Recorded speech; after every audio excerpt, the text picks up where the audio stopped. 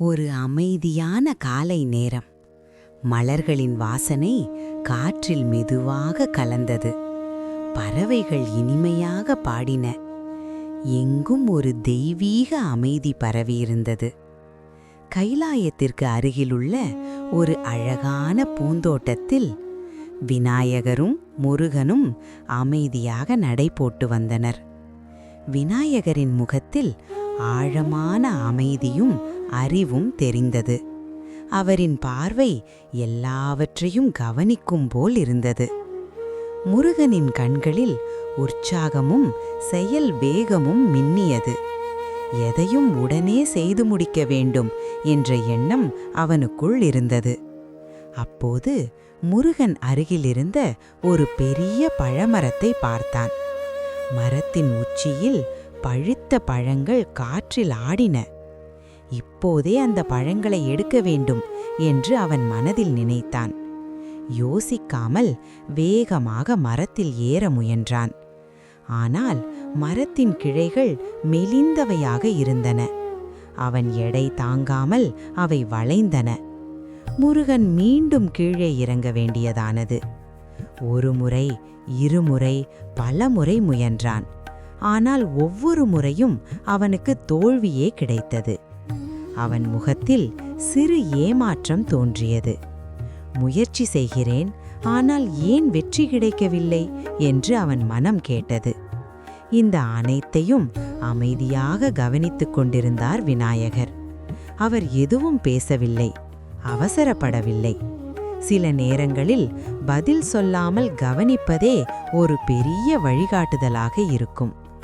விநாயகர் மெதுவாக முன்னே வந்தார். முருகனை பார்த்து மென்மையான குரலில் கேட்டார், முருகா, வேகமாக செயல்படுவது முக்கியமா அல்லது சரியான நேரத்தை காத்திருப்பது முக்கியமா? முருகன் பதில் சொல்லவில்லை. அவன் அமைதியானான். அவன் சிந்திக்கத் தொடங்கினான். விநாயகர் மரத்தின் அடியில் அமர்ந்தார். அவர் சுற்றுப்புறத்தை கவனித்தார்.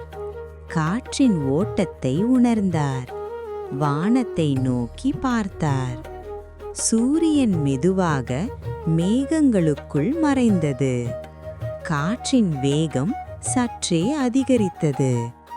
இலைகள் அசையத் தொடங்கின.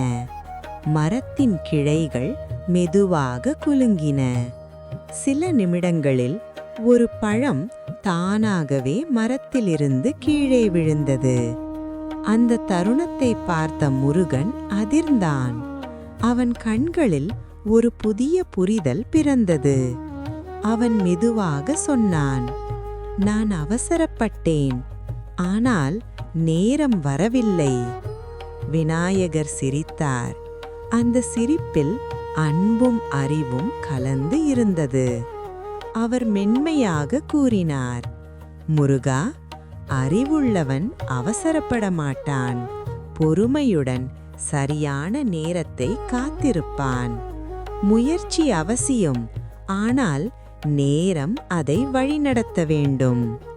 அந்த வார்த்தைகள் முருகனின் மனதில் ஆழமாக பதிந்தன. மாலை நேரம் வந்தது. வானம் தங்க நிறத்தில் மின்னியது. காற்று மென்மையாக வீசியது. விநாயகரும் முருகனும் அமைதியாக அருகில் அமர்ந்தனர். அவர்களின் பார்வை நேராக உங்களை நோக்கியது. இந்த தெய்வீக கதை உங்கள் மனதில் ஒரு சிறிய சிந்தனையை உண்டாக்கியிருந்தால் இந்த சேனலை லைக் செய்யுங்கள், சப்ஸ்கிரைப் செய்யுங்கள். இந்த செய்தியை மற்றவர்களுடன் ஷேர் செய்யுங்கள். தெய்வீக கதைகள் தொடரட்டும்.